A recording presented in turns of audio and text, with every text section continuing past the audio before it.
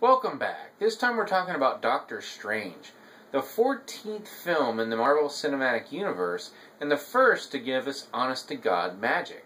And not the advanced technology looks like magic to primitive civilizations line that we got from Thor. Now, like pretty much every MCU film that preceded it, I was really looking forward to seeing Doctor Strange, and discovered just how it was going to once again expand this ever-growing combined universe that these films exist within. And I really had a lot of fun watching this movie. It's not a top-tier installment in the MCU. It's not going to rank up there with the best of the best. But this is still a very fun, enjoyable installment. And I would put it on the list somewhere around Ant-Man, which was another film that I went in not knowing anything about the character and came out having a lot of fun. Now that was a movie that, based on the trailers, I went in expecting a lot of humor. This movie, I didn't have those same expectations and was therefore really surprised with just how funny this movie is. Marvel always seems to find the right director for the right movie. In this case, we have Scott Derrickson, whose resume up till now has been almost entirely within the horror genre, and probably his most successful film was Sinister. So there was nothing really to lead me to assume that this was going to be a really funny movie. And although I do think they overdid the comedy in a few moments, overall, again, it worked to make a very fun movie. So if you're not familiar with the story of Doctor Strange, and I wasn't going into this movie, but we have this very intelligent, very successful neurosurgeon, Dr. Stephen Strange.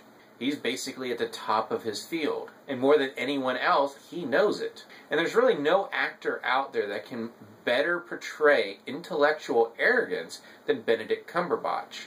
So he's the perfect person for this role. So basically, Doctor Strange has it all. Of course, that's not going to last, because he's involved in a horrible automobile accident in which his hands are just drastically damaged, making it impossible for him to ever perform a surgery again, effectively ending his career. Of course, he's never going to take anyone else's opinion on this, so he continues to search for answers on how to repair his hands, until he meets someone who sends him on a journey into a very new and different path for him. And it is on this journey that he meets the Ancient One, played by Tilda Swinton, who is a master sorcerer who has a tendency to take in broken people and try to fix them.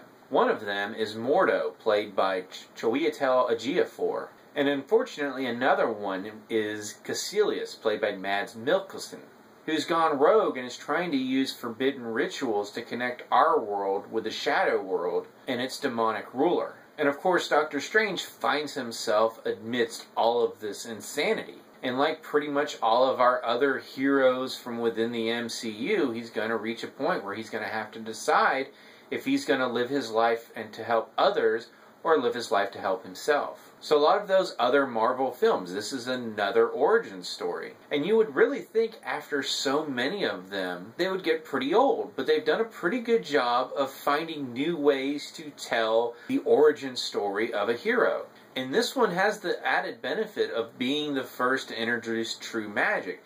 So they can go about things in a lot of different ways. And speaking of that magic, a common complaint for me whenever I'm watching a movie that has a variety of magic users and they have to face off against each other is how it typically works out that there's very little magic used and they end up just trying to beat the crap out of each other. This is not that kind of magic movie, because with a very few exceptions, all of the fights that we see are magic versus magic.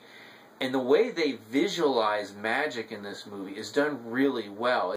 And I've used this word a lot already, but it's fun. These are just dynamic, enjoyable action sequences. And that's not even getting into the element that they've played a lot in the trailers, which is how they start bending reality. And there's an actual really interesting in-story reason why what we were seeing in the trailers without context was happening. And once we know that, it makes a lot more sense. Now, I have to say, for a Marvel movie, I thought the special effects were not terribly consistent in this movie. There are some sequences that are downright amazing, including the final several action sequences.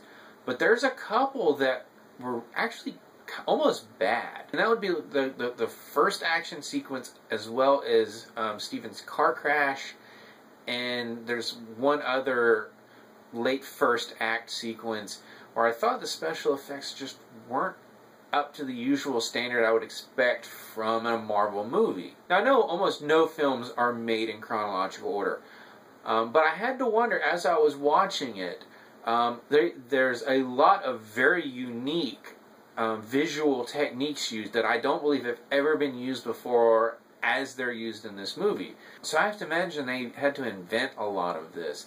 And I'm sure they had to train to do it right. And I'm sure there's a point where they had reached a level that they felt comfortable with. And at that point, they started using that for final sequences. But with anything, and this is where I'm totally assuming here, but as you continue to do something, you're going to get better at it.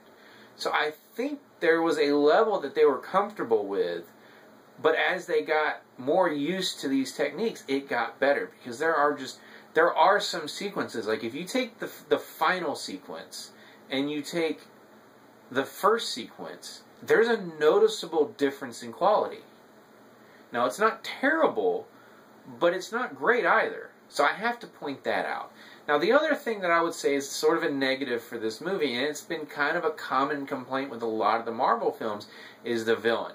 Now, I enjoyed the villain in this movie, and Mads Mikkelsen does a great job portraying him. The problem is we really don't get a lot of backstory on exactly why he's doing what he's doing.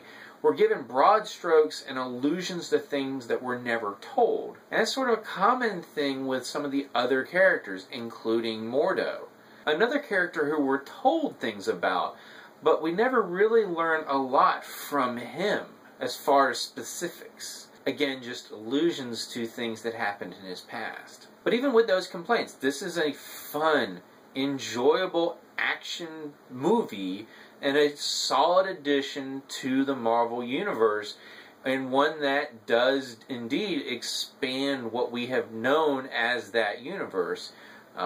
Guardians of the Galaxy took us to space. This movie takes us to the magical realms. And this might be the biggest leap thus far, and it still all works. It still all feels like we're in the same world as when we're watching Iron Man or Avengers or Captain America. And that's the main thing they needed to accomplish in this, in addition to making a good movie itself. And I think they succeeded on both counts. So if you've seen Doctor Strange, let me know what you thought about it. Did you enjoy it as much as I did? And how do you think they handled the introduction of magic into the MCU? As always, you can subscribe to my channel, check out some of my other reviews, and until next time, I'll see you at the movies.